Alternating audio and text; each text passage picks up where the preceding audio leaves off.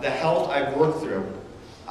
It would be meaningless for me to be handing out advice, but have not gone through that myself. It is what I call, or what my instructors have called, the I, we, and all principle. In order for me to help we, I have to do the work first. And that's a huge thing for me, and I take a lot of pride in that when it comes to whether nutrition or fitness, I'm always doing the work. I'd like to give you 2 quotes about this. A lot of times I write these quotes down and keep them somewhere I can read them. At all times, everything is known only by direct experience. And second, ideas are powerless until they become integrated. So all my book knowledge, all my years of college, all my continuing education credits, the seminar I'm going to this weekend for 4 days, it's all meaningless if I don't take those ideas, integrate them into myself first, and then I'm able to share those with others. The third is what I call the power of I, is I inspire intrinsically. This is the inspiring of what we are essentially inside and finding out what motivates us as an individual. We all have different motivating factors. For our goals and dreams to become grounded, we need to find out 1, who we are, 2, what motivates us, and 3, where we want to go. Without grounding ourselves with these goals, all this information can become very useless. It's a lot of great information. You could spend your entire lifetime reading books, going to seminars, learning all this stuff about movement, nutrition, all this stuff, but if we're not grounded on what we really want, I equate it to firing a cannon out of a canoe. There's no power behind it if we don't know where we want to go with all this information, what we want to do with it.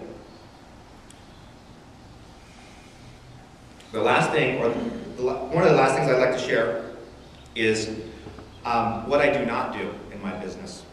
What I do not do is I do not fix people. And I found this is a very important thing for me to articulate to clients and to others too. What I found is a lot of people want to come in and they're looking for me to fix. Do this and fix me. Give me the magic bullet or the magic this, the magic that. Really all I do is I facilitate. I facilitate one's health because we're all responsible for our own. And all I can do is share, this is what I've done, this is what I've learned, this is my experience. Here, now you need to do your own work and go through your own process. And I find that to be a key thing for me. So, I'd like to give you my offering today, and I've used that word a few times, offering as opposed to advice, and I find that to be a key thing. I know for me that when it comes to advice or guidance, I can be very resistant to it. My ego can get in and go, I don't know if I want to hear this, so I use the word offering. You can take it or you can leave it. Also, too, for me, when I give an offering, it helps me because I'm not throwing an expectation out there, I'm just giving freely. So my offering today, 3 things. Number 1, find out what motivates you. If you already know, excellent. If not, it's time to do some searching on what motivates us. Number 2, remind ourselves, and this is key for me, reminding ourselves that we deserve whatever it is that motivates us. We do deserve this. And 3, pick one thing today that you're willing to do for your health. So, in closing, I'd like to just describe what a good lead for me would be. A good lead is anyone who is working through any disease or anyone who wants to improve their health from the inside out.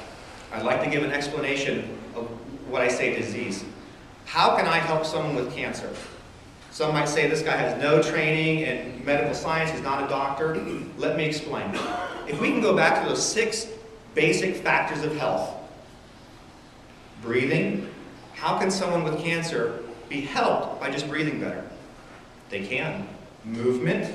Well, not only is movement going to help keep the body strong, but there's a lot of studies that say when it comes to depression, movement is huge. When you have a disease, could you not be helped out by some movement? Appropriate movement, mind you. Number 3, sleep. That goes back to your cortisol levels, keeping those regulated. Your thoughts. Don't need to talk too much on that. When you're going through disease, positive thoughts are huge. Water. Nothing happens in the body when it's dehydrated. And 6, lastly, food. It's regulating your food. So that's how I would help somebody in that situation. My job is not to talk about medication or medical things at all. All my job is to do is look at those 6 basic factors and go, which one factor can we talk about today, can we work on, and move from there. And the great thing with all these 6 factors, there's no negative health consequences. It's all positive. So, thank you.